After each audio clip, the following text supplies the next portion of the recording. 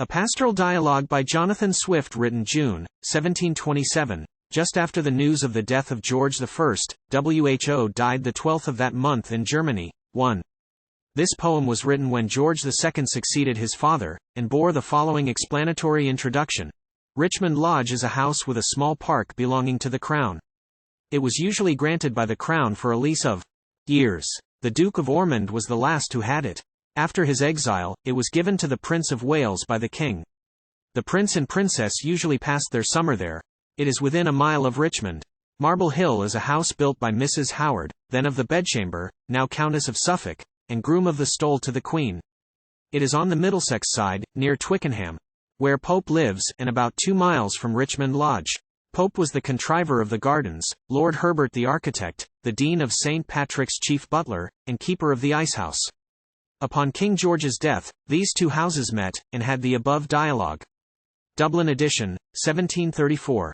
In spite of Pope, in spite of Gay, and all that he or they can say, sing on I must, and sing I will, of Richmond Lodge and Marble Hill.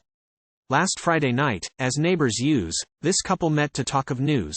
For, by old proverbs, it appears, that walls have tongues, and hedges ears. Marble Hill, quoth Marble Hill, right well I ween, your mistress now is grown a queen. You'll find it soon by waffle proof, she'll come no more beneath your roof.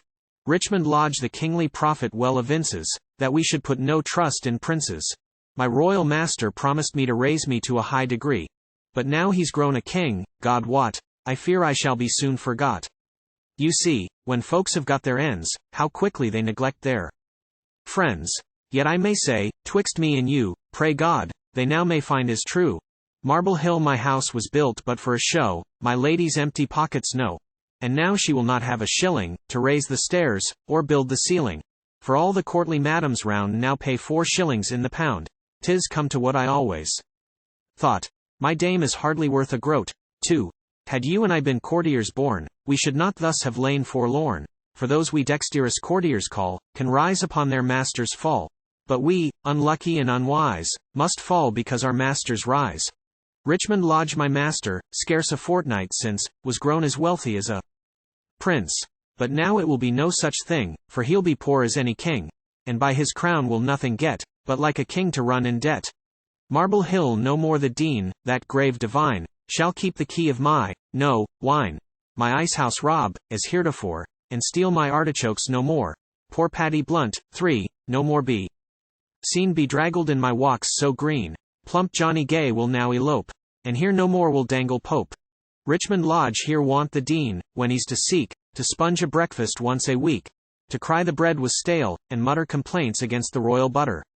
But now I fear it will be said, no butter sticks upon his bread. 4. We soon shall find him full of spleen, for want of tattling to the Queen, stunning her royal ears with talking, his reverence and her highness walking, while Lady Charlotte, 5, like a stroller, sits mounted on the garden roller. A goodly sight to see her ride, with ancient Merment, 6, at her side. In velvet cap his head lies warm, his hat, for show, beneath his arm. Marble Hill, some South Sea broker from the city will purchase me, the more's the pity. Lay all my fine plantations waste, to fit them to his vulgar taste. Changed for the worse in every part, my master Pope will break his heart. Richmond Lodge, in my own Thames may I be drowned, if e'er I stoop beneath a crowned head, except her majesty prevails to place me with the Prince of Wales, and then I shall be free from fears, for he'll be prince these 50 years. I then will turn a courtier too, and serve the times as others do.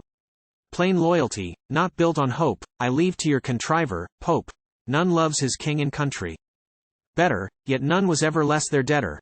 Marble Hill, then let him come and take a nap in summer on my verdant lap. Prefer our villas, where the Thames is, to Kensington, or hot St. James's. Nor shall I dull in silence sit, for 'tis to me he owes his wit. My groves, my echoes, and my birds, have taught him his poetic words.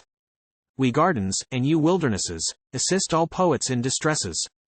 Him twice a week I here expect, to rattle Moody, 7, for neglect. An idle rogue, who spends his quarterage in tippling at the dog and partridge, and I can hardly get him down 3 times a week to brush my gown. Richmond Lodge, I pity you, dear Marble Hill, but hope to see you flourish still, all happiness, and so adieu. Marble Hill, kind Richmond Lodge, the same to you.